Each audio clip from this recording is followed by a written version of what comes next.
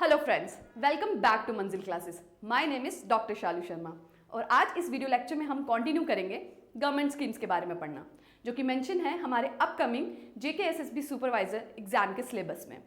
तो आज का जो हमारा पहला टॉपिक है वो है आंगनवाड़ी सर्विसेज। आंगनवाड़ी सेंटर्स गांव और शहरों में पाए जाते हैं। आप में से अधिकतर लोगों ने इसके बारे में सुना होगा और कुछ ने देखे भी होंगे। अब ये क्या हैं, इधर क्या सर्विसेज प्रोवाइड की जाती है और क्यों इन्हें बनाया गया, वो सब हम इस वीडियो लेक्चर में पढ़ेंगे। तो anganwadi comes under a centrally sponsored scheme. हमने जैसे पहली वीडियो लेक्चर में पढ़ा था कि स्कीम्स दो टाइप की होती हैं, एक central sponsored scheme and other is central sector scheme. तो सेंट्रल स्पॉन्सर्ड स्कीम क्या होती है? जिसकी फंडिंग सेंटर और स्टेट दोनों से आती है और जिसकी इंप्लीमेंटेशन जो है, जिसे लागू करने की जो पूरी रिस्पॉन्सिबिलिटी है वो रहती है सेंटर्स या यूटी के पास। तो जो anganwadi centers and that comes under a central sponsored scheme, and Anganwadi center serves as a rural child and maternal care centers. माँ और बच्चे की हेल्थ की केयर करने के लिए इन सेंटर्स को स्पेसिफिकली बनाया गया था, उनको हर तरीके की सुविधा प्रोवाइड करने के लिए जिससे उनके हेल्थ का ध्यान रखा जा सके, उसके लिए इन सेंटर्स को बनाया गया था। ये कब लाया गया था? It was started by government of India in the year 1975। तो ये जो डेट है this you have to remember, क्योंकि ये एमसीक्यू में पूछा जा सकता है कि आंगनवाड़ी सेंटर्स को कब लागू किया गया था। तो ये लागू किया गया था 1975 में, और किसके under? As a part of ICDP, that is integrated child development programme.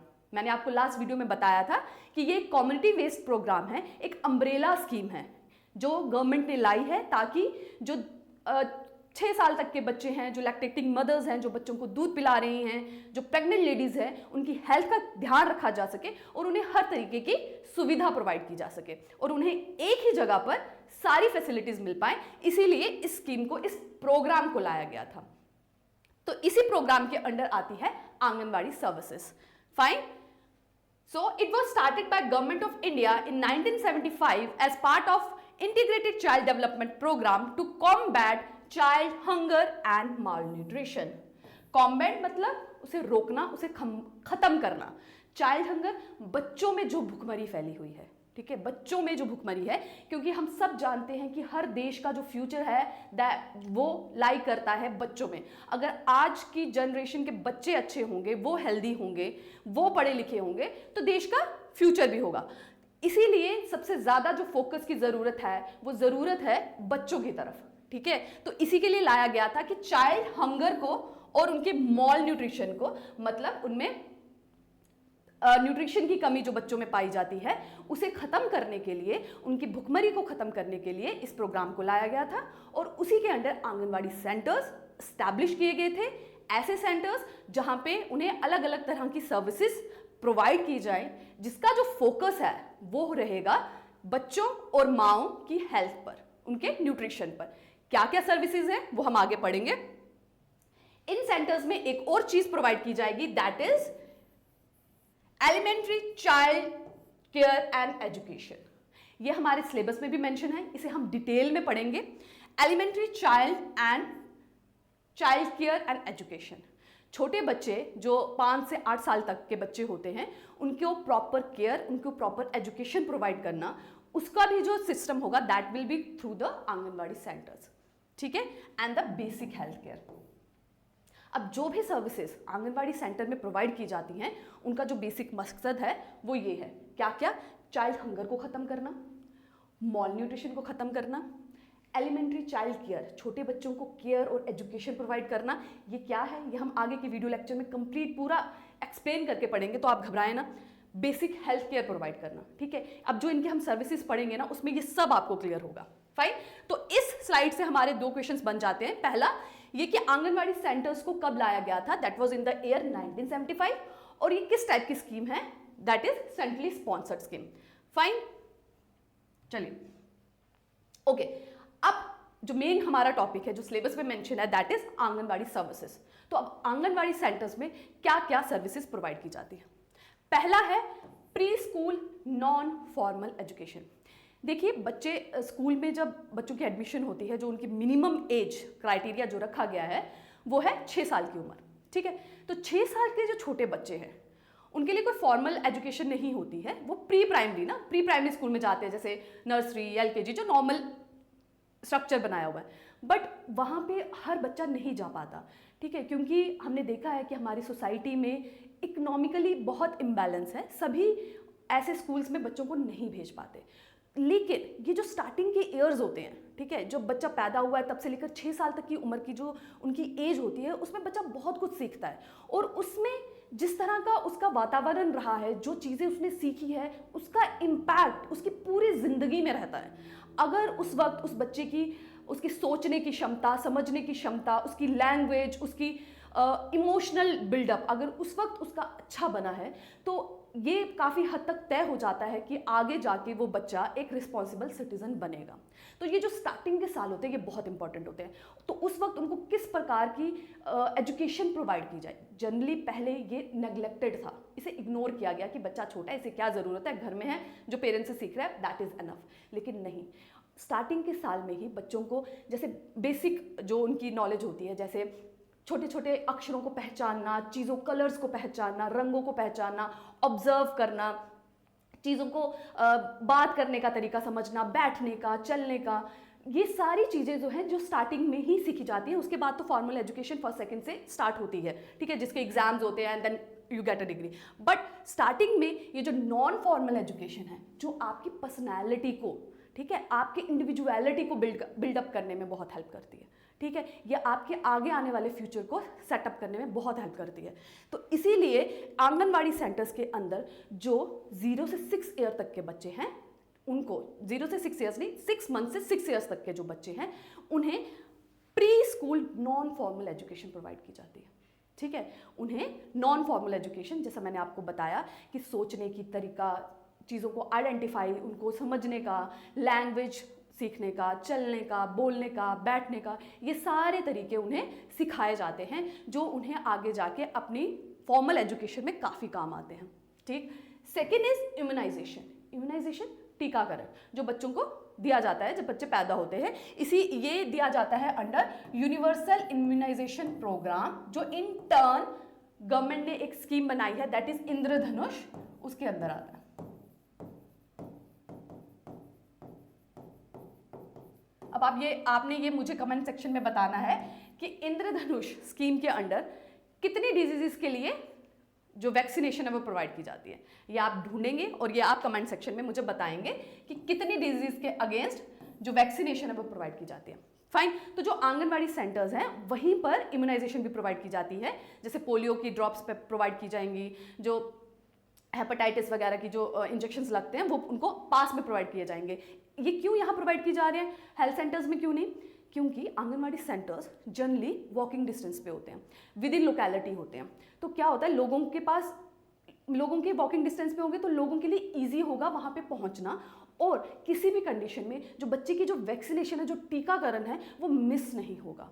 और किसी भी कंडीशन से एक बच्चा ऐसी बीमारी से नहीं मरेगा जिसका इलाज संभव है और जिसका इलाज अवेलेबल है, ठीक है। क्योंकि जनरली क्या होता है ना, जब दूर होते हैं हॉस्पिटल्स, जैसे डिस्ट्रिक्ट हॉस्पिटल है दूर पड़ रहा है, या मेडिकल कॉलेजेस हैं जो दूर पड़ रहे हैं, तो जनरली पेरेंट्स सोचते हैं नहीं है टाइम, छोड़ो ये बाद में लगाएंगे, या छोड़ो कुछ नहीं हो रहा, क्योंकि उस वक्त बच्चे को तो सिम्टम्स है नहीं, तो छोड़ो। लेकिन जब बच्चे को वो प्रॉब्लम आ जाती है फिर उसे ठीक करना मुश्किल हो जाता है, क्योंकि उसका ट्रीटमेंट भी लंबा होता है, खर्चा भी ज़्यादा होता है, और वो अफोर्ड भी नहीं कर पाते। इसीलिए ये सब फैसिलिटीज़ जो हैं पास के आंगनवाड़ी सेंटर्स में प्रोवाइड की जाती हैं, जहाँ के आंगनवाड़ी वर्कर्स जो हैं उन्हें एक एरिया दिया जाता है जो घर घर जाके एक रिमाइंडर भी देती हैं, याद भी दिलाती हैं कि भाई आज पोलियो का टीकाकरण हो रहा है, आप करवा लीजिए, हाँ जी ये डेट है, आप हेपेटाइटिस का करवा लीजिए। तो ये रिमाइंडर भी दिया जाता है, जिससे कि जो मकसद है हमारे देश का कि हर बच्चा जो है, जो बीमारियां जिन्हें दूर किया जा सकता है, जिनकी ऑलरेडी दवाई अवेलेबल है,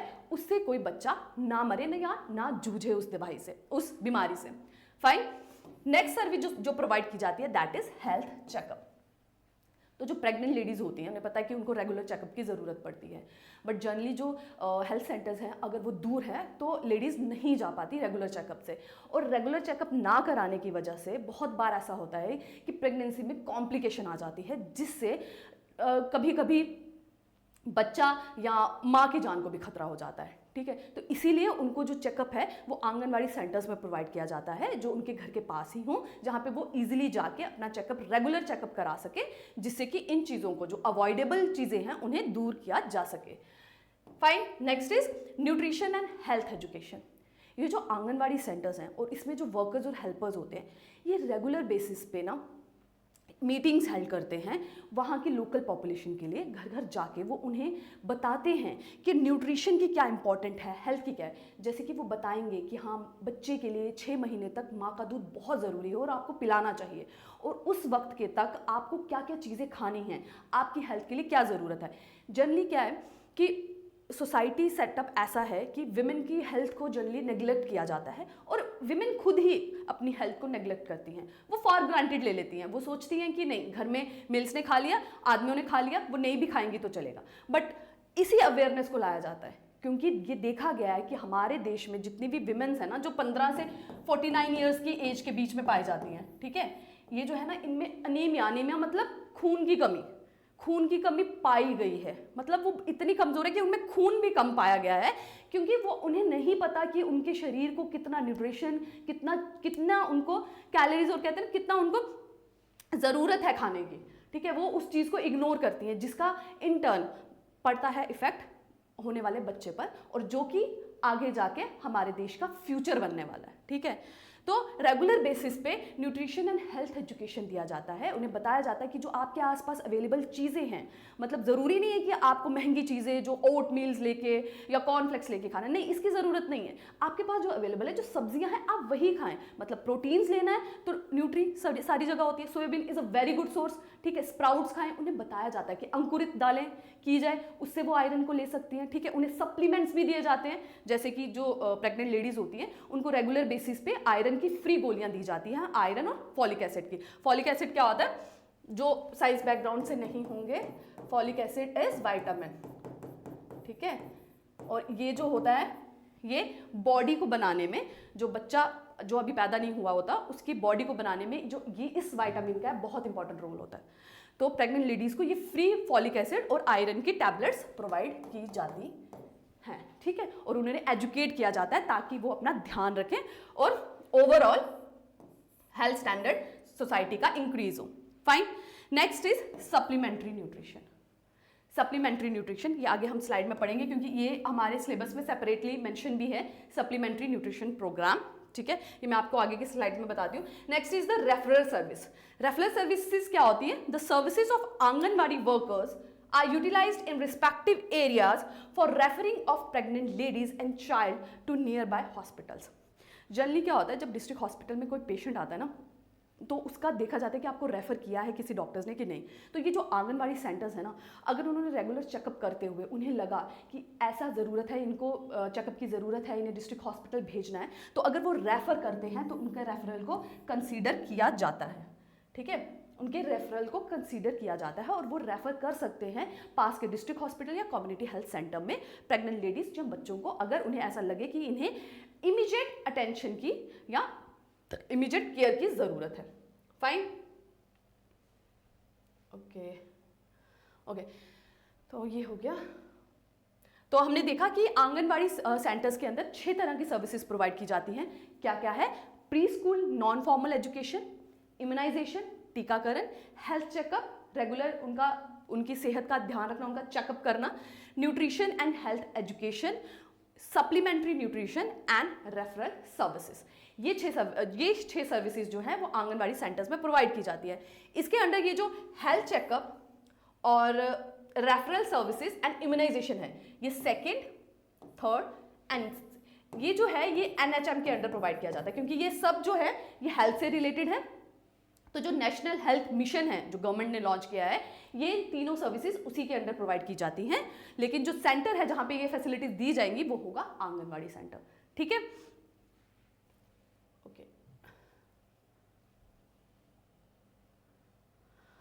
okay, Anganwadi services are now renamed as Saksham Anganwadi and पोषण 2, ठीक है। तो अब आंगनवाड़ी जो सेंटर्स हैं उनको एक नया नाम दिया गया है, सक्षम आंगनवाड़ी, ठीक है। ये भी आपसे पूछा जा सकता है कि ये कब दिया गया है। This has been given in the year ठीक है, तो आंगनवाड़ी को रीनेम किया गया है सक्षम आंगनवाड़ी। और इन जो सक्षम आंगनवाड़ी सेंटर्स हैं उनका क्या मेन मकसद है कि ये जो एग्जिस्टिंग आंगनवाड़ी सेंटर्स हैं उन्हें रेनोवेट किया जाएगा, उन्हें रीवाइटलाइज किया जाएगा और रीइंफोर्स किया जाएगा। मतलब जो भी उनमें फैसिलिटीज़ अवेलेबल हैं उन्हें और ज़्यादा फैसिलिटीज़ प्रोवाइड की जाएंगे। इंफ्रास्ट्रक्चर अगर कम है, टूटा है, जगहें नहीं है बच्चों के बैठने की, कमरे नहीं है, वो सब फैसिलिटीज़ उन्हें दिया जाएगा, ठीक है। और एक एक्स्ट्रा फैसिलिटीज़ क्या प्रोवाइड की जाएंगी, उन्हें इंटरनेट, वाईफाई, वाटर प्यूरिफायर, इनकी फैसिलिटीज़ भी दी जाएगी। मतलब एक तरह से आप समझ लें मॉडर्न टेक्नोलॉजी का इंटीग्रेशन किया जाएगा आंगनवाड़ी सेंटर्स के साथ। तो जब मॉडर्न टेक्नोलॉजी आंगनवाड़ी सेंटर के साथ इंटीग्रेट होगी तो जो एग्जिस्टिंग आंगनवाड़ी सेंटर्स हैं वो बन जाएंगे सक्षम आंगनवाड़ी सेंटर्स, ठीक है। मतलब किसी भी हालत में जो बच्चा है वो आज की दुनिया के जो टेक्नोलॉजी, मॉडर्न टेक्नोलॉजी आ रही है उससे वो पिछड़ा ना रहे, ठीक है। वो सोसाइटी के साथ चले, उसे वो सारी फैसिलिटीज़ दी जाए जो आज की जनरेशन के लिए इंपॉर्टेंट है, जो उसे आगे फ्यूचर में जब वो पढ़े तो उसे उस चीज़ का फ़ायदा हो, ठीक है। उन्हें स्मार्ट लर्निंग एड्स दिए जाएंगे, जैसे आजकल के प्राइवेट स्कूल्स में स्मार्ट क्लासेस होती हैं, ठीक है। ऑडियो और विजुअल एड्स के द्वारा उन्हें पढ़ाया जाता है, उन्हें वीडियोस दिखाकर, उन्हें आवाज़ें सुनाकर उन्हें उनका जो कैलिबर है उसे इंक्रीज़ किया जाता है। वो सब फैसिलिटीज़ जो हैं वो आंगनवाड़ी सेंटर्स में भी प्रोवाइड की जाएंगी, क्योंकि जैसा मैंने आपको पहले बताया कि जो स्टार्टिंग के साल होते हैं, जो 6 साल तक के या 8 साल तक के जो बच्चे होते हैं, उनका जो है 90% उनका जो दिमाग है ना वो 8 ईयर्स तक बन जाता है, ठीक है। तो उस वक्त जितना इनपुट हम उसमें डाल सकते हैं उतना अच्छा है, ठीक है। जितनी अच्छी फैसिलिटी, जितने अच्छी तरीके से हम उन्हें एजुकेशन दे सकते हैं वो अच्छा है। और इसी को ध्यान में रखते हुए ये सक्षम आंगनवाड़ी का जो कंसेप्ट है वो लाया गया है, ठीक है। एक और चीज़ आंगनवाड़ी सेंटर्स में डाली जाएगी, that is rain water harvesting. Her anganwadi centre में रेन वाटर हार्वेस्टिंग का सिस्टम सेटअप किया जाएगा, ठीक है। इससे क्या होगा ना कि कहते हैं पर्सनालिटी डेवलपमेंट होगी, कि बच्चे भी सीखेंगे कि किस तरह से हम पानी को बचा सकते हैं, बारिश के पानी को बचाकर उसे दोबारा से इस्तेमाल कर सकते हैं, क्योंकि आगे आने वाली जो जनरेशन है वो यही है, इन्होंने ही देखना है। और इन्हीं को जितने भी हमारे रिसोर्स हैं, जितने भी हमें प्रकृति ने दिए हैं चीज़ें, उन्हें किस तरह से बचाना है और किस तरह से सही तरीके से उनका इस्तेमाल करना है, उन्हें हमें अभी ही से ही सिखाना होगा। तो इसीलिए रेन वाटर हार्वेस्टिंग का जो सिस्टम है वो हर एक आंगनवाड़ी सेंटर्स में स्टैब्लिश किया जाएगा, ठीक है। तो सक्षम आंगनवाड़ी क्या है, which focus on the reinforcement, renovate and revitalising existing 2 lakh anganwadi centres, ठीक है। अभी जो ये एक डेटा है जो पूछा भी जा सकता है एमसीक्यू में कि एग्जिस्टिंग आंगनवाड़ी सेंटर्स कितने हैं, that is 2 lakh anganwadi centres. और उन्हें रीवाइटलाइज किया जाएगा, उन्हें वहाँ जिस जिस इंफ्रास्ट्रक्चर की कमी है वो उन्हें प्रोवाइड किया जाएगा। और नई फैसिलिटीज़ जैसे मैंने बताया, इंटरनेट, वाईफाई, प्यूरिफायर्स वगैरह प्रोवाइड किए जाएंगे। और what will be the rate of renovation, उसे नए तरीके से बनाने का क्या रेट होगा, 40,000 आंगनवाड़ी सेंटर पर ईयर। मतलब एक साल के अंदर कम से कम 40,000 आंगनवाड़ी सेंटर्स को नए तरीके से बनाया जाएगा, ठीक है। तो टोटल टारगेट क्या है, 2 लाख आंगनवाड़ी सेंटर्स का।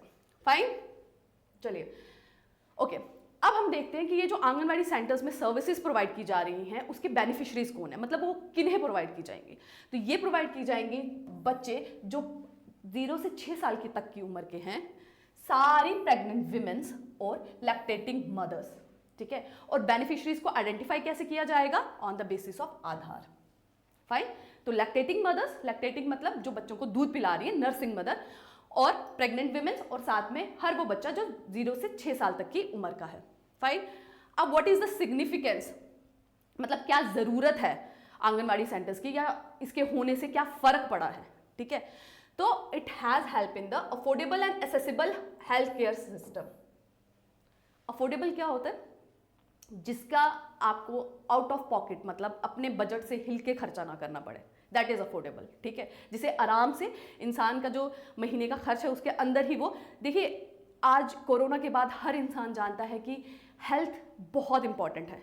और अगर हेल्थ में कोई क्राइसिस आ जाए या हेल्थ में कोई इम्पैक्ट पड़ जाए तो उसका जो ट्रीटमेंट कराने के लिए क्या होता है, कंप्लीट बजट हिल जाता है। इतना महंगा हेल्थ का ट्रीटमेंट हो गया है कि जो बेसिक नेसेसिटीज़ हैं, जो ज़रूरियात हैं, वो भी इंसान पूरा नहीं कर पाता, वो अपना सारा जो आमदनी है उसका वो ट्रीटमेंट में ही चला जाता है, ठीक है। तो इसी को ध्यान में रखते हुए कि जो इकोनॉमिकली वीकर सेक्शन है, जो लोअर तबके के लोग हैं, जिनकी उतनी इनकम नहीं है, जो नहीं वो कर पाते, उनका भी जन्मसिद्ध अधिकार है एक अच्छी हेल्थ का होना, ठीक है। तो उन्हें प्रोवाइड किया जाता है अफोर्डेबल एंड एक्सेसिबल। अफोर्डेबल मतलब जिसमें ज़्यादा खर्चा ना हो, और एक्सेसिबल जहाँ ईजिली पहुँचा जा सके। तो आंगनबाड़ी सेंटर वॉकिंग डिस्टेंस पे होते हैं और वहाँ मैक्सिमम फ्री ऑफ कॉस्ट जो भी सर्विसेज है वो प्रोवाइड की जाती हैं, ठीक है। आज की डेट तक ऑलमोस्ट 2 मिलियन वर्कर्स हैं जो वहाँ काम करते हैं, और वो 17 मिलियन प्रेग्नेंट लेडीज़ को बेनिफिट दे चुके हैं, ठीक है। इन द फॉर्म ऑफ कैसे कि फ्री ऑफ कॉस्ट आयरन की गोलियाँ देना, फॉलिक एसिड की गोलियाँ देना, न्यूट्रिशन प्रोवाइड करना, ठीक है। ये सब फ्री ऑफ कॉस्ट। बच्चों को जैसे आंगनबाड़ी सेंटर्स में आपने सुना होगा कि बच्चों को खाना भी प्रोवाइड किया जाता है, ठीक है। तो वो सब कुछ चीज़ें फ्री ऑफ कॉस्ट दी जाती है। तो it is very important for the affordable and accessible health care, ठीक है। नेक्स्ट क्या है, Anganwadi centres work as a local connect and community mobilisation.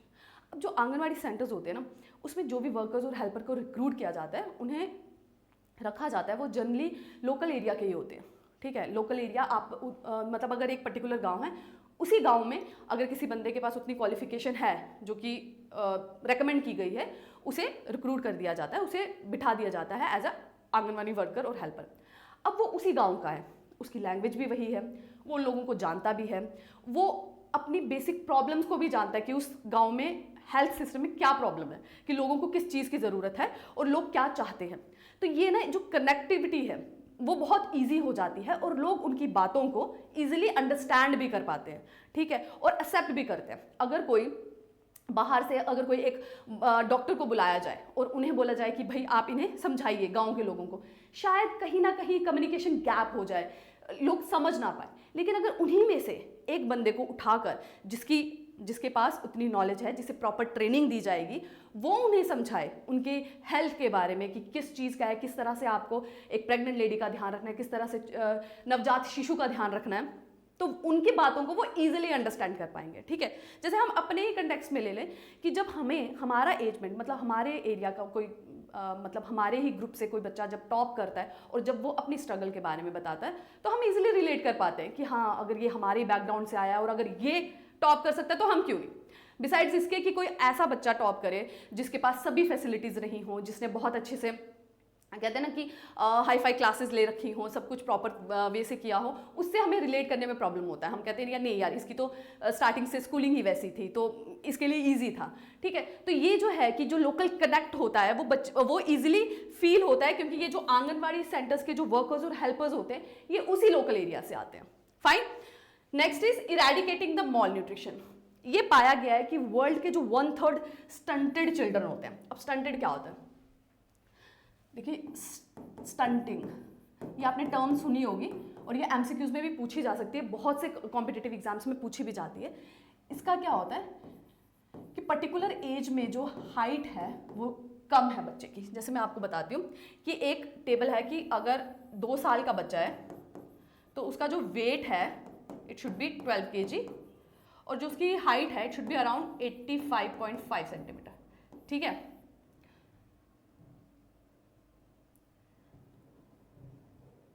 Okay, तो this has been recommended by WHO, ठीक है। WHO के द्वारा ये कहा गया है कि 2 साल का अगर बच्चा है तो जो उसका वेट है it should be around 12 kg और जो उसकी हाइट है वो होनी चाहिए 85.5 सेंटीमीटर, ठीक है। अब स्टंटिंग क्या है, अगर 2 साल के बच्चे की जो हाइट है वो 85.5 सेंटीमीटर से कम है तो it is considered as a stunted child. Fine. अगर 2 साल का बच्चा है और उसका वेट जो है 12 kg से कम है तो उसे कहा जाएगा अंडर वेट। क्या कहा जाएगा, अंडर वेट, ठीक है। अगर 2 साल की उम्र में उसकी हाइट 25 सेंटीमीटर से कम है, 85 सेंटीमीटर से सॉरी, तो it is considered as a stunted child. और अगर उसका वेट 12 kg से कम है 2 साल की उम्र में तो उसको अंडर वेट कहा जाता है। साथ ही आता है वास्टिंग। वास्टिंग का मतलब है कि अगर कोई बच्चा जिसका वेट तो 12 kg है, ठीक है, बट उसकी हाइट 85.5 सेंटीमीटर नहीं है, मतलब वेट और हाइट का जो रिलेशन है वो सही नहीं है, ठीक है। तो इसी बेसिस पे ये 3 क्राइटेरिया बनाए गए हैं, स्टंटेड, वास्टिंग और अंडरवेट। ठीक है। तो ये पाया गया है कि जो वर्ल्ड के 1/3 स्टंटेड चिल्ड्रन है वो इंडिया में पाए जाते हैं, ठीक है। और इसका जो मेन मकसद है कि अगर 2 साल के बच्चे की हाइट कम है तो भाई उसे न्यूट्रिशन की कमी है, उसे वो चीज़ें नहीं मिल रही जो उसे उस एज के लिए रिक्वायर्ड है, ठीक है।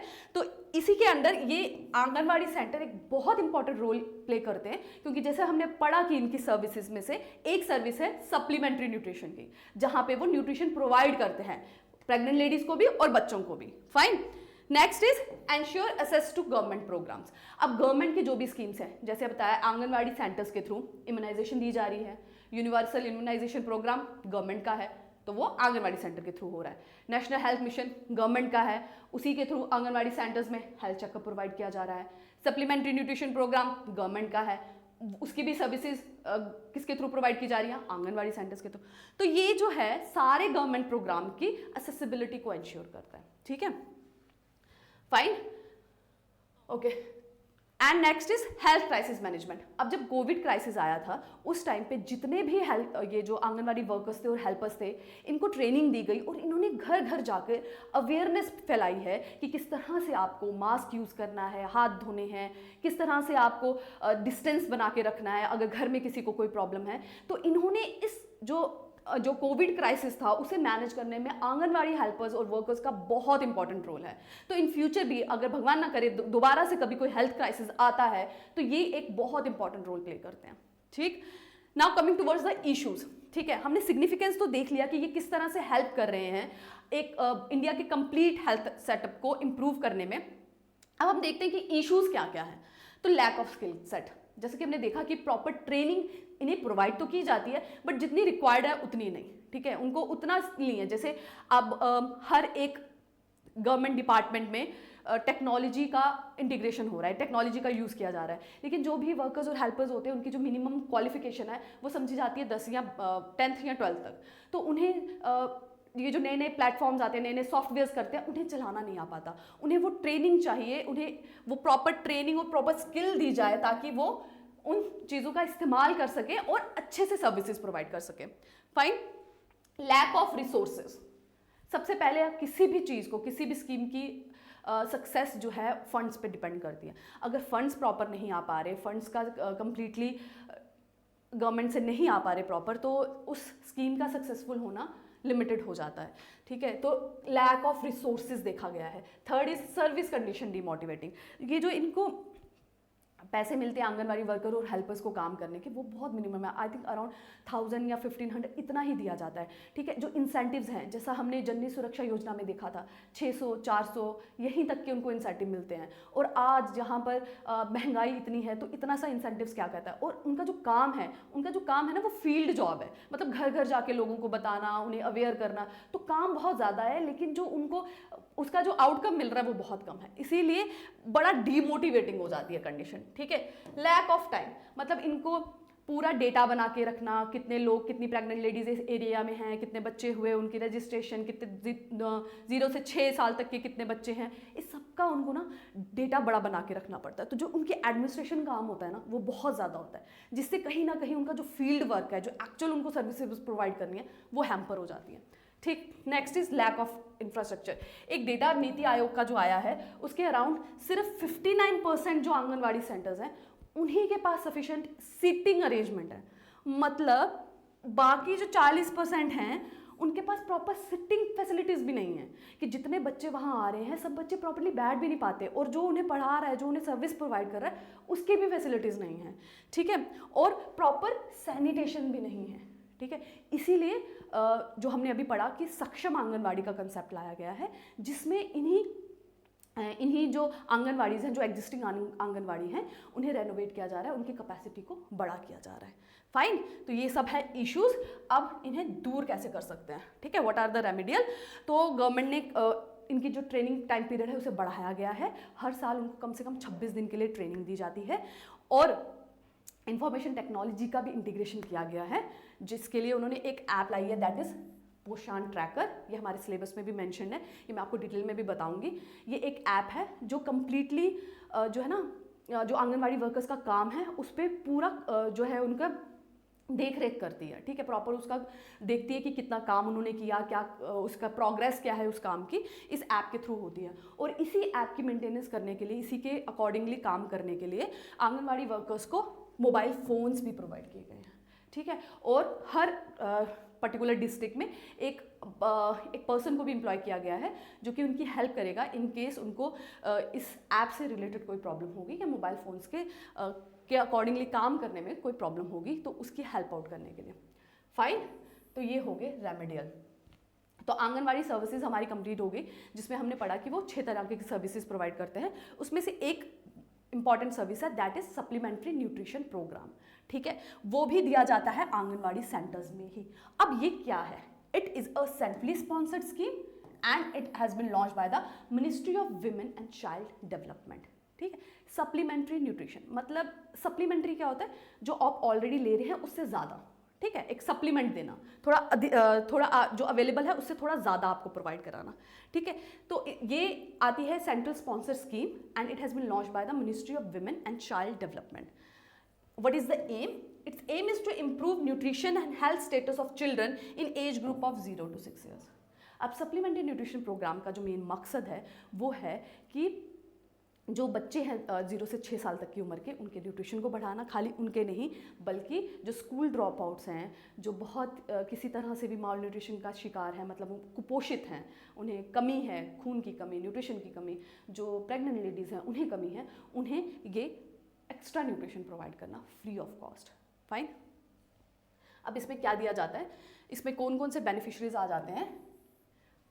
Common beneficiaries pregnant ladies, lactating mothers, children 0 to 6 years and एक और दैट इज़ एडोलसेंट गर्ल्स। क्योंकि जैसा मैंने आपको बताया कि उस एज में जो एडोलसेंस, जो स्कीम ऑफ एडोलसेंस में हमने पढ़ा था कि what is the adolescence age, that is from the 11 years to up to 19 to 18। तो इसमें जो है मेंस्ट्रुअल साइकिल जो है, महामारी जो है गर्ल्स की वो स्टार्ट होती है और जनरली लड़कियों में अनीमिया मतलब खून की कमी को देखा गया है, ठीक है। तो उसी को ठीक करने के लिए इसमें, क्योंकि आगे जाके वही जो हैं आगे जाके मदर बनेंगी और उनकी हेल्थ का ध्यान रखना इज़ वेरी इंपॉर्टेंट, तो इसीलिए एडोलसेंस गर्ल्स को भी सप्लीमेंट्री न्यूट्रिशन प्रोवाइड किया जाता है।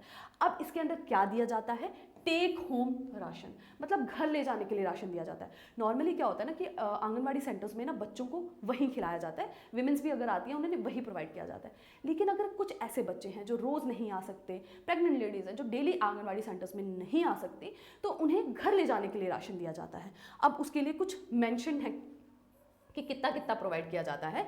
अगर कोई प्रेग्नेंट और लैक्टेटिंग मदर्स है, हाँ, अगर जो 0 to 6 years तक के बच्चे हैं उन्हें दिया जाता है 500 कैलोरीज और 12 से 15 ग्राम तक का प्रोटीन, ठीक है। Protein in the form of अंकुरित दालें, न्यूट्री स्प्राउट्स वगैरह इसके फॉर्म में उनको प्रोवाइड किए जाते हैं।